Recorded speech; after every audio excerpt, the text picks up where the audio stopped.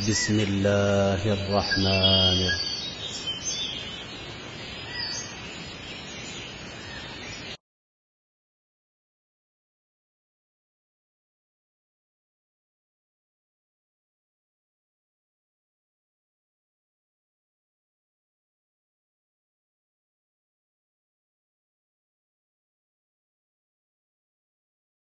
لله نحمده ونستعينه ونستغفره ونعوذ بالله من شرور أنفسنا ومن سيئات أعمالنا من يهده الله فلا مضل له ومن يضلله فلا هادي له وأشهد أن لا إله إلا الله وأشهد أن محمدا عبده ورسوله. يا أيها الذين آمنوا اتقوا الله حق تقاته ولا تموتن إلا وأنتم مسلمون. يا أيها الناس اتقوا ربكم الذي خلقكم من نفس واحدة وخلق منها زوجها وبث منهما رجالا كثيرا ونساء واتقوا الله الذي تساءلون به والأرحام إن الله كان عليكم رقيبا. يا أيها الذين آمنوا اتقوا الله وقولوا قولا سديدا يصلح لكم أعمالكم ويغفر لكم ذنوبكم ومن يطع الله ورسوله فقد فاز فوزا عظيما.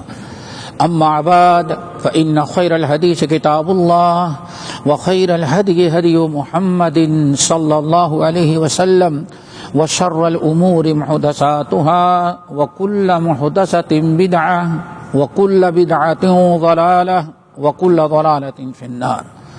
فاعوذ بالله السميع العليم من الشيطان الرجيم. بسم الله الرحمن الرحيم.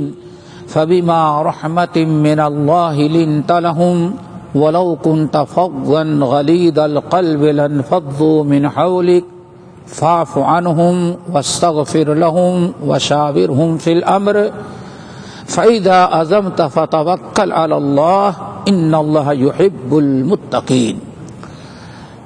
وعن ابن مسعود رضي الله تعالى عنه قال قال رسول الله صلى الله عليه وسلم ألا أخبركم بمن تحرم عليه النار أو ألا أخبركم بمن تحرم النار عليه أو كما قال عليه الصلاة والسلام. قالوا بلى يا رسول الله. قال كل حين لين سهل قريب او کما قال علیہ الصلوۃ والسلام. محترم سامعین، ہم نے سورہ آل عمران کی ایک بڑی مشہور آیت تلاوت کی ہے.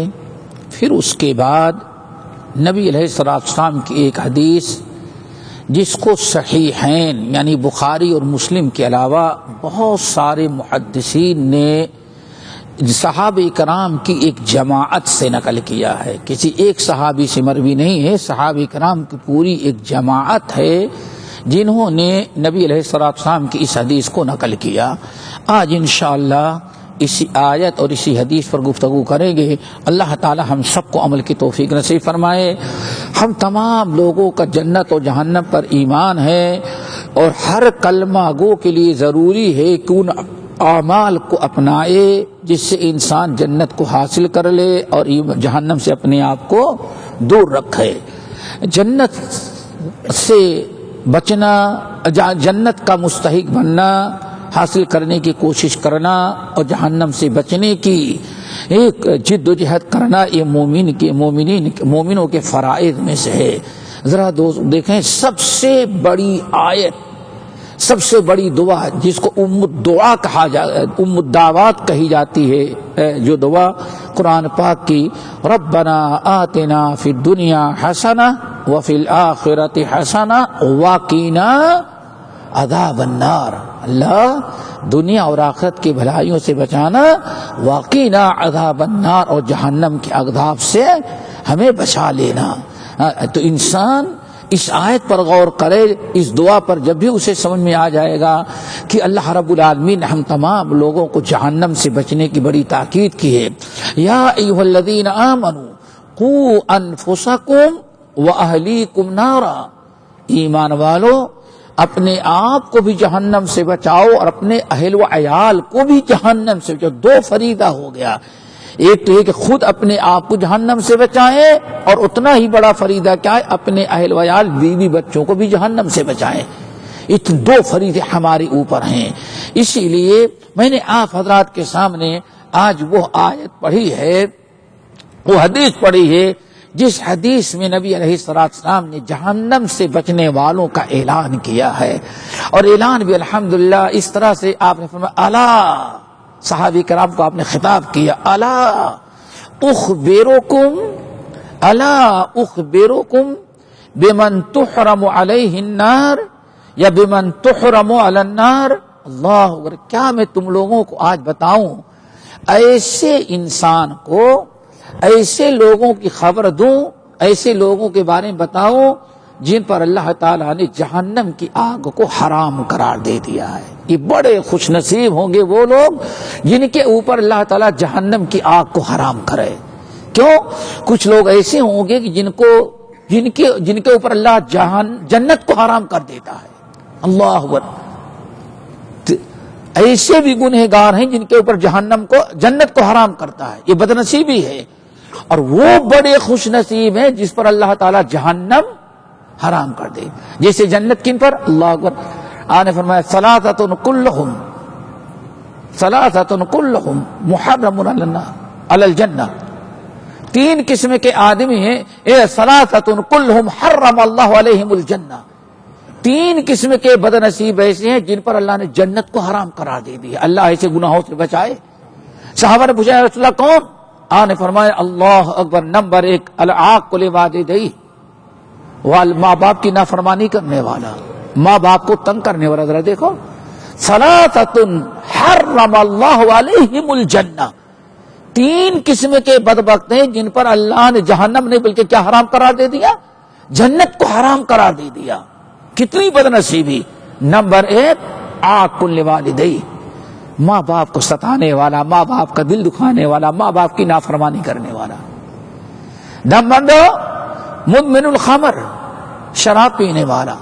نمبر 3 والمترجلۃ من النساء، وہ مرد جو عورتوں کی مشابہت اختیار کرنا چاہے، اللہ اکبر، یا وہ عورت جو مردوں کی مشابہت اختیار کرنا چاہے۔ تو بڑی بدنصیبی ہے۔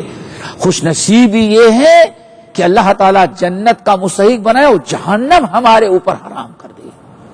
تو آپ نے فرمایا الا اخبرکم، میں تم لوگوں کو بتاؤں، بمن تحرم علیہ النار، کہ کن کے اوپر اللہ جہنم حرام قرار دے گا؟ صحابہ کرام نے کہا بھلا یا رسول اللہ۔ آپ نے فرمایا الا کل حین لین سہل قریب، 4 خوبیاں ہیں، جس انسان نے اپنے اندر یہ 4 خوبیاں پیدا کر لیا اس پر اللہ نے جہنم کو حرام قرار دے دیا۔ اللہ تعالیٰ ہمارے اندر 4 خوبیاں پیدا کر دے۔ نمبر 1 میرے بھائیوں، کل حین پر، ہر حین پر اللہ تعالیٰ نے جہنم کو حرام قرار دے دیا۔ حین یہ قرآن پاک کے اندر سورہ نور کے اندر، سورہ نور میں جہاں حضرت عائشہ رضی اللہ تعالیٰ عنہا کا قصہ بیان کیا گیا، اس میں لفظ ہے وَتَحْسَبُونَهُ حَيِّنًا، وَتَحْسَبُونَ، تم لوگ اس کو حیین سمجھتے تھے۔ حیین کا معنی کیا ہے؟ حیین جو ہے عظیم کے اپوزٹ میں ہے۔ عظیم کے معنی بہت بڑا، حیین کے معنی چھوٹا۔ کیا مطلب؟ کل حیین، پہلا وہ انسان ہے کہ اللہ اس کو کتنا بھی علم میں، مال میں، جمال میں، اولاد میں، دولت میں، خوبصورتی میں کتنا بھی بڑھا دے، لیکن اپنے آپ کو ہمیشہ کیا سمجھتا ہے؟ وہ چھوٹا سمجھتا ہے۔ اللہ تعالیٰ سے دعا کرے خوبی پیدا ہو جائے، ہم تو سب سے بڑا بڑھنے کی کوشش۔ کل حین، حین، اور اسی کا ترجمہ کیا گیا تواضع، انکساری اور عاجزی، یعنی انسان بات کرنے میں، چلنے پھرنے میں، لوگوں سے ملاقات کرنے میں اپنا بڑا پن نہ دکھلائے، جتنا تواضع اور انکساری آدمی جتنا چھوٹا بن سکتا ہے اتنا چھوٹا بن کر کے رہے۔ یہ کون کرے گا؟ جس کے دل میں کبر نہ ہو، جس کے دل میں تکبر نہ ہو۔ جہاں انسان کے دل میں تکبر آ گیا تو سمجھو کہ اس خوبی سے وہ محروم ہو گیا۔ یہ دونوں کبھی اکٹھا نہیں ہو سکتے۔ اسی لیے قرآن پاک نے اپنے محبوب بندے جن کے بارے میں صاحب اولئک یجزون الغرفۃ بما صبروا، جن کے متعلق اللہ تعالی نے جنتی ہونے کی پیشین گوئی کی سورہ فرقان کے آخری رکوع میں، ان میں کیا ہے؟ وَيَمْشُونَ عَلَى الْأَرْضِ هَوْنًا، جب بھی چلتے پھرتے ہیں اکڑ کر کے نہیں، کبر اور غرور کے ساتھ نہیں، اپنے اندر بڑا پن اپنے آپ کو بڑا پن دکھلاتے ہوئے نہیں، بلکہ تواضع، انکساری اور سادگی کے ساتھ۔ اللہ تعالیٰ یہ خوبی ہمارے اندر پیدا کر دے، کیا؟ تواضع، انکساری۔ لیکن یہ بشارت یاد رکھیے گا، نبی علیہ الصلوۃ ارشاد فرماتے ہیں ترمذی وغیرہ کے ثلاثۃ اقسم علیہن فاحفظوا، تین چیزیں میں تم کو اللہ کی قسم کھا کے بتاتا ہوں، اس کو اچھی طرح سے یاد کر لو۔ ثلاثۃ اقسم علیہن فاحفظوا، تین چیزیں بڑی اہم ہیں، ہم قسم کھا کے تم کو بتاتے ہیں، ان کو یاد رکھ لو۔ اللہ اکبر، کبھی اللہ رسول اتنی تاکید نہیں کرتے، لیکن ان تینوں باتوں میں کیا؟ قسم کھاتا ہوں، اس کو یاد کر لو۔ صحابہ نے کہا بلا یا رسول اللہ۔ آن فرمایا نمبر 1 من تواضع للہ رفعہ اللہ، جو جتنا تواضع اپنے آپ کو کم ثابت کرتا ہے، چھوٹا ثابت کرتا ہے، اللہ اتنا ہی زیادہ اس کو بڑا بناتے ہیں۔ اللہ اکبر، ذرا سوچو، عبداللہ بن عباس سے کوئی بڑا نظر آتا ہے؟ ہاں، عبداللہ بن عباس، اللہ اکبر، اللہ کے رسول کے چچا داد بھائی، پکے سید، پکے سید، اصلی سید، اللہ کے رسول کے چچا داد بھائی، اللہ کے رسول کے صحابی، علماء صحابہ میں سے، نبی علیہ السلام کی دعائیں۔ ایک دن ایسے بیٹھے ہوئے تھے، زید بن ثابت رضی اللہ تعالیٰ عنہ آئے، اور بعض روایتیں میں آتا ہے حضرت حسن آئے۔ جب یہ اپنی سواری پر جانے لگے تو عبداللہ بن عباس اٹھے تیزی کے ساتھ، جب یہ چڑھنے لگے تو ان کو سپورٹ دیتے ہیں، چڑھنے کے سہارا دیتے ہیں، اور گھوڑے پر یا سواری بیٹھتے ہیں تو پائیدان رکھا رہتا ہے جس پر پائیدل سمجھ رکھتے ہیں، تو اس کو سیدھا کر کے اس کے اندر اس کا پیر ڈال رہے ہیں۔ اللہ، زید بن ثابت کا، یعنی ایک اتنا بڑا آدمی اپنے آپ کو اتنا چھوٹا بنایا دوسرے کے سامنے، سمجھ گیا نا، کہ اس کی جوتیاں سیدھی کرے، اس کا پائیدل درست کر رہے ہیں۔ لوگوں نے کہا انت من آل رسول، ارے آپ آل رسول ہو کر کے اتنا چھوٹا بن جاتے ہیں؟ کہا تم کو معلوم ہے اللہ تعالیٰ نے ان کو علم دے کر کے عالم بنایا ہے، میں ان کی عزت کر رہا، تو یاد رکھنا علم والے ہی علم والوں کی عزت کریں گے۔ کیا چھوٹے بن گئے کہ ان کی عزت اور بڑھا دی گئی؟ مطلب 1438 سال تو ہو گئے، کتنا؟ 38 ہے نا، 38 ہے نا، 1439 سال تو ان کی تعریف سنتے آ رہے ہیں، اور قیامت تک ان کی تعریف ہوتی رہے گی۔ کیوں؟ اللہ تعالیٰ نے، نبی علیہ السلام کا فرمان ہے، جو لوگوں کے سامنے تواضع کرتا اللہ اس کی عزت کو اور بڑھا دیتا ہے۔ کل ہین، اپنے اندر ہین ہو، تواضع ہو، انکساری ہو۔ اللہ رسول کتنی پیاری دعا کیا کرتے ہیں، اللہ اللہم احیینی مسکینا وامتنی مسکینا واحشرنی فی زمرۃ المساکین۔ اللہ ہلکے معمولی قسم کے جو لوگ ہوتے ہیں انہی کی حالت میں زندہ رکھا، انہی کی حالت میں موت دینا، اللہ اٹھانا بھی تو قیامت کے دن انہی کے ساتھ اٹھانا۔ نمبر 2 لین، کیا چیز؟ لین، ہین، لین۔ لین کہتے ہیں، اللہ اکبر، ہمارے یہاں اردو بولتے ہیں بہت ہی زیادہ ملائم ہے۔ کیا مطلب؟ ملائم سمجھتے ہو نا، نرم نرم نرم، سو کہتے ہیں ملائم۔ لین اسی، اللہ، لین قرآن پاک کے اندر کئی مقام پر ہے۔ لین کہتے ہیں ایسے انسان کو جو نرم زبان ہو، نرم دل ہو، نرم مزاج ہو، نرم قلب ہو، لوگوں کے ساتھ ہمیشہ نرمی کا معاملہ کرتا ہو. یہ بہت بڑی چیز ہے میرے بھائیوں. لین، یہ دوسرا انسان ہے. اللہ تعالیٰ جس کو رقیق القلب بنائے، نرم دل، نرم زبان، نرم مزاج، اللہ تعالیٰ جس کو بنائے، یا جو انسان اپنے اندر یہ نرمی پیدا کر لے، تو یاد رکھو اللہ کے رسول نے ارشاد فرمایا ان اللہ یعطی علی الرفق ما لا یعطی. اے لوگو، اللہ جتنے فضل و کرم، اجر و ثواب سے، نرمی کی برکت سے اللہ تعالیٰ نوازتا ہے، کسی دوسری چیز سے اللہ تعالیٰ اتنے اجر و ثواب، اتنی رحمتوں و برکتوں سے نوازتا ہی نہیں. نرم زبان، نرم دل اور نرم مزاج.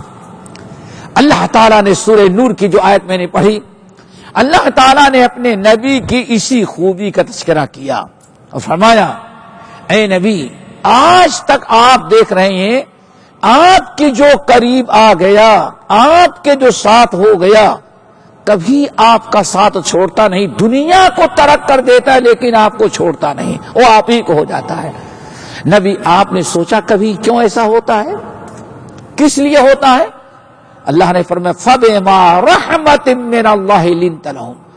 اللہ نے اپنے فضل و کرم سے لوگوں کے لیے آپ کو نرم بنا دیا ہے. نرم دل، نرم مزاج، نرم زبان. اللہ نے آپ کو لوگوں کے لیے نرم بنا دیا ہے. اسی لیے ایک مرتبہ جو آپ کے قریب آ جاتا ہے وہ کبھی، اسی لیے وَلَوْ كُنْتَ فَظًّا غَلِيظَ الْقَلْبِ، اگر آپ کی بد زبان، سخت دل ہوتے تو اب تک سارے لوگ آپ کو چھوڑ کر کے دور جا چکے ہوتے. لیکن ایک مرتبہ جو آپ کے قریب آ گیا وہ کبھی آپ کو چھوڑتا نہیں. تو میرے بھائیو، یہ بڑی عالیشان چیز ہے. موسیٰ علیہ السلام کو اور ہارون علیہ السلام کو جب اللہ نے فرعون کی طرف دعوت اور رسالت کا پیغام، توحید کا پیغام لے کر کے بھیجا، تو اللہ تعالیٰ نے فرمایا فَقُولَا لَهُ قَوْلًا لَيِّنًا لَعَلَّهُ يَتَذَكَّرُ أَوْ يَخْشَىٰ. اے ہمارے نبی موسیٰ اور ہارون، جب فرعون کو پیغام پہنچانا، گفتگو کرنا، تو ذرا نرم رویہ اختیار کرنا. بہت ہی قریب ہے کہ تمہاری نرم گفتگو سے سوچے سمجھے اور غور و فکر کرے. میرے بھائیوں، بہت ہی ضروری ہے اپنے اندر یہ خوبی پیدا کرنا. اسی لیے اللہ اکبر، حدیث کے اندر آیا، حضرت ابو شریح، قاضی ابو ہانی بن یزید ابو شریح رضی اللہ تعالیٰ عنہ جب نبی علیہ السلام کے پاس اپنے پورے قوم اور قبیلے کے ساتھ وفد لے کر کے اللہ کے رسول کے پاس آئے، جس دن یہ لوگ واپس جانا چاہتے تھے وفد والے، نبی علیہ السلام نے سب کو بتایا بھائی آپ فلاں جگہ اتنی زمین لے لیں، اتنی زمین آپ لیں، بیت المال سے سب کو دیا. جب ابو شریح کی باری آئی تو اللہ کے رسول نے فرمایا ابو شریح تم کہاں رہے تو تمہیں کتنی زمین چاہیے؟ خاموش رہے. آنے فرمایا کیوں خاموش ہو، بولو کیا چاہتے ہو، کتنی زمین؟ کہا یا رسول اللہ مجھے زمین کیا کروں گا لے کر کے دلنی علی عملی یدخلنی الجنہ، مجھے چند وہ باتیں بتا دے جو ہمیں جنت میں داخل کر دیں. زمین اور جائیداد کے مقابلے میں کیا مانگا؟ وہ کلمات جو جنت کے لیے واجب کر دیں. آج فرمایا اچھا، علن الکلام واطعم الطعام وافش السلام. اگر تم جنت میں جانا چاہے تو 3 کلمے تم کو بتاتا ہوں. نمبر 1 علن، ہمیشہ زبان نرم استعمال کرو، نرمی استعمال کرو. نمبر 2 سلام کثرت سے پھیلاؤ. نمبر 3 مسکین کو کھانا کھلاؤ. یہ 3 عمل تم نے کر لیا تو بغیر حساب کتاب کے جنت میں پہنچ جائے گا.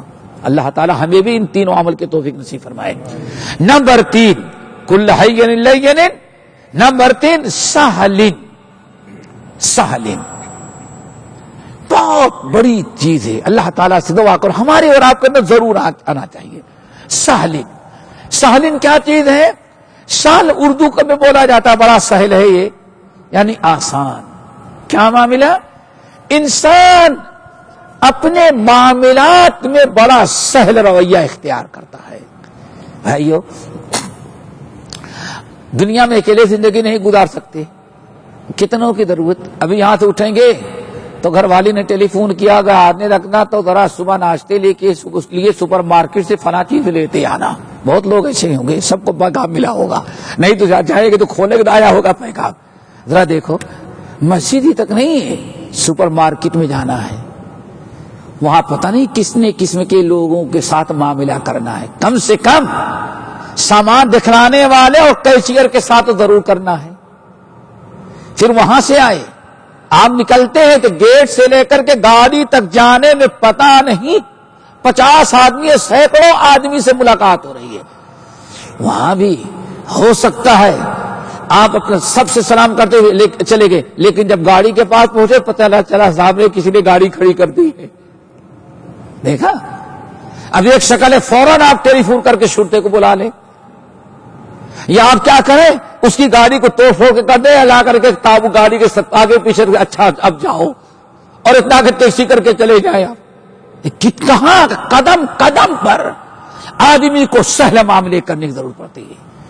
اسی لیے اللہ کے رسول نے ارشاد فرمایا اللہ تعالی اس بندے کی مغفرت کرتا ہے جو خریدتا ہے تو سہل معاملہ کرتا ہے، بیچتا ہے تو سہل معاملہ کرتا ہے، کسی سے لین دین کرتا ہے تو سہل معاملہ کرتا ہے.